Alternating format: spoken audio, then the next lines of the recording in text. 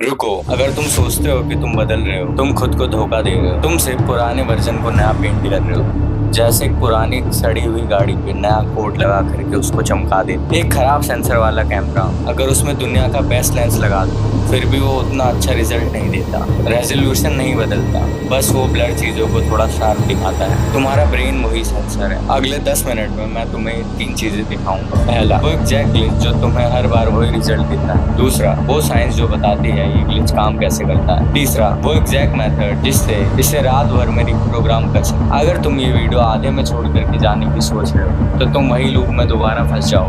तो चुपचाप से बैठ जाओ और सुनो। जब मैंने बॉक्सिंग शुरू की तब मुझे लगता था मेरे अंदर बस इतनी ही स्पीड। वो लिमिट सच नहीं, वो मेरा नर्वस सिस्टम जो मुझे प्रोटेक्ट करने की कोशिश कर रहा है। इससे साइकोलॉजी में 1960s में एक साइकोलॉजिस्ट था, मार्टिन स्लिपबैक। उसने कुछ डॉग्स के ग्रुप्स को कलेक्ट करा और उन पे एक एक्सपेरिमेंट किया। वो उन्हें रोज शॉक देता था, वो बच नहीं सकते चाहे कुछ भी कर ले। फिर कुछ टाइम बाद उसने उन्हें इजी एस्केप दिया। उन्हें बस नॉर्मली जंप करना था, बट उन डॉग साइलेंटली पेन एक्सेप्ट कर ली। वो बस बैठे रहे और पेन सहते रहे। इसे कहते हैं लर्न हेल्पलेसनेस। ये सिर्फ डॉग्स में नहीं होता, ये हम ह्यूमंस में भी होता है। एक मेंढक को डेड फ्लाइज के ढेर पर रख दो, फिर भी वो भूखा मर जाए, क्योंकि उसका नर्वस सिस्टम सिर्फ वही रिकॉग्नाइज करता है जो उसने पहले सीखा है। मूविंग फ्लाइज उसके लिए फूड है, स्टैटिक फ्लाइज उसके लिए इनविजिबल है। तुम्हारी लाइफ में भी काफी अपॉर्चुनिटीज पड़े हुए हैं स्टैटिक तुम्हारे सामने, लेकिन तुम्हारा नर्वस सिस्टम उन्हें रिकॉग्नाइज नहीं कर पा, क्योंकि तुमने वो चीजें कभी सोची ही नहीं। तुम्हें वो चीजें इम्पॉसिबल लगती, इसीलिए तुम उसे ट्राई नहीं करते। ये रिसोर्स की कमी नहीं, ये तुम्हारे थिंकिंग की लिमिट है। Identity trap. मैं खुद इस ट्रैप से गुजरा हूँ। बीटेक की डिग्री और फिल्म मेकिंग का भूत दोनों के बीच में फंसा हुआ था। जब भी मैंने सोचा कि अब मुझे रिस्क लेना चाहिए, तब मेरे दिमाग ने मुझे बोला सेफ खेलो, सेफ रहो, तुम सिर्फ एक स्टूडेंट हो। ये कोई रैंडम फीलिंग नहीं, इसे साइकोलॉजी में कहते हैं सेल्फ फुलफिलमेंट प्रोफेसी। एक सोशियोलॉजिस्ट रॉबर्ट मैर्टन 1942 में एक टर्म दिया, सिंपल फॉर्मूला, जो तुम बिलीव करते हो अपने बारे में तुम वही बन जाते हो। वही तुम्हारे एक्शंस को ड्राइव करता है और तुम्हारे एक्शंस तुम्हें वही रिजल्ट ला करके देते हैं जो तुम बिलीव करते हो। तो ये तुम चाहते हो कि तुम्हारी बॉडी बन जाए, इससे भी बेहतर तो तुम्हें बिलीव करना पड़ेगा कि तुम ऐसी बॉडी, ऐसी फिजिक अचीव करने के लायक। बेसिक्स पर ध्यान दो, शॉर्टकट के पीछे मत भागो। जब तुम कुछ नया ट्राई करते हो जो तुम्हारी आइडेंटिटी से मैच नहीं कर, तुम्हारा ब्रेन डिस्कम्फर्ट फील करने लगे। इसे कहते हैं कॉग्निटिव डिसोनेंस। लियोन फेस्टिंगर ने 1957 में थ्योरी दी, ब्रेन दो कॉन्फ्लिक्टिंग बिलीव्स एक साथ नहीं स्टोर कर सकता। मैं स्ट्रगलर हूँ या मैं एक successful film maker,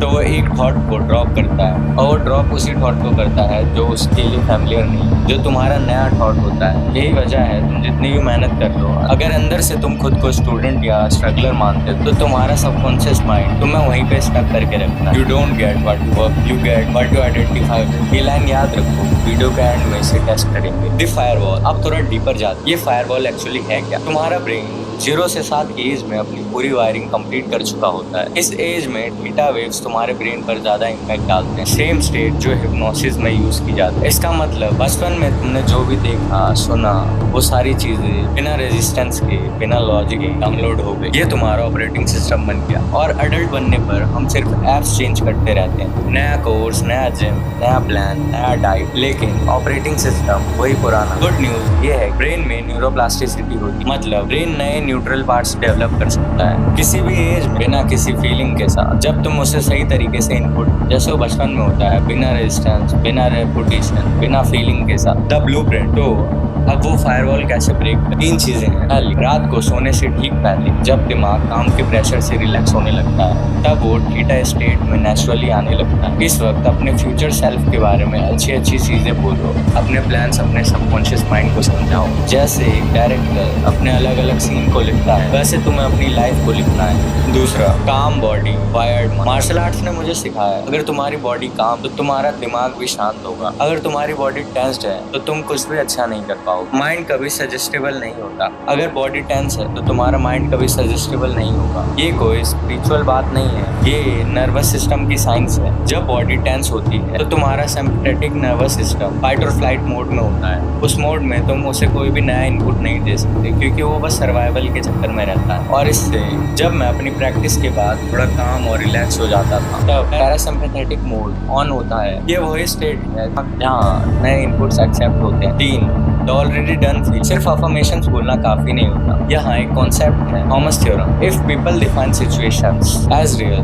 they become real in their consequences. मतलब ब्रेन रियलिटी इमेज फीलिंग में फर्क नहीं जानता। मैं अपनी कैमरा स्क्रीन देखता हूँ और मैं सोचता हूँ कि ये जो मेरी क्वालिटी है ये मेरी परफेक्ट क्वालिटी है, मैं इससे और ज्यादा इम्प्रूव कर सकता हूँ, इससे बिल्कुल एलिट लेवल का कंटेंट शूट कर सकता हूँ। तो उस हिसाब से मेरा जो सबकॉन्शियस माइंड है वो उन चीज़ों को एक्सेप्ट कर लेता है। तो मुझे नई नई चीज़ों को सीखने में, इम्प्रूव करने में हेल्प करता है, ताकि मैं आप लोगों के लिए अच्छा कंटेंट बनाने की पूरी कोशिश कर सकूँ। तो मुझे पता है कि मैं ज़्यादा टाइम नहीं दे पा रहा हूँ आप लोग, क्योंकि मेरी मोस्टली वीडियोज़ में ज़्यादा इन्फॉर्मेशन गैदर करनी पड़ती है। तो इसकी स्क्रिप्ट लिखने में बहुत टाइम लगता है, सोचने में टाइम लगता है। इसके लिए मुझे काफ़ी ज़्यादा इन्फॉर्मेशन गैदर करनी पड़ती है, बहुत सारी किताबें पढ़नी पड़ती है, ताकि आप लोगों को एक परफेक्ट नॉलेजेबल कंटेंट दे सके, जिससे आपकी लाइफ सच में इंप्रूव हो जाए। ये 3 चीजें मिलाकर लूप बनता है। काम बॉडी से एसेस मिलता है, थीटा स्टेट से इनपुट एक्सेप्ट होता है, और ऑलरेडी डन फीलिंग से वो इनपुट एक्सेप्ट होता है ट्रुथ में, जिससे तुम जीना पसंद करो, ना कि एज वे। Second, personal layer. मैं झूठ नहीं बोलूंगा, ये रातों रात नहीं। जब मैंने पहली बार ये ट्राई किया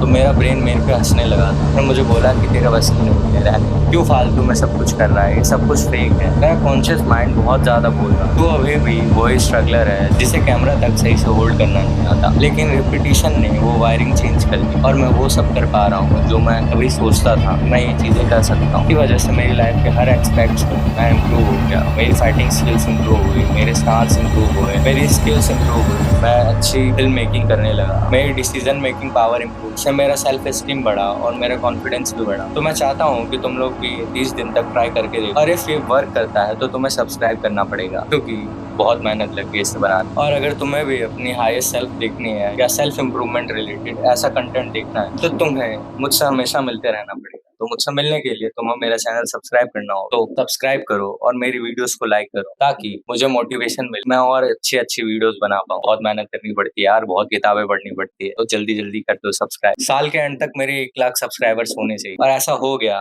तो मैं रोज वीडियोस डालूंगा और तुम लोगों की पूरी पूरी हेल्प करने की कोशिश करूंगा।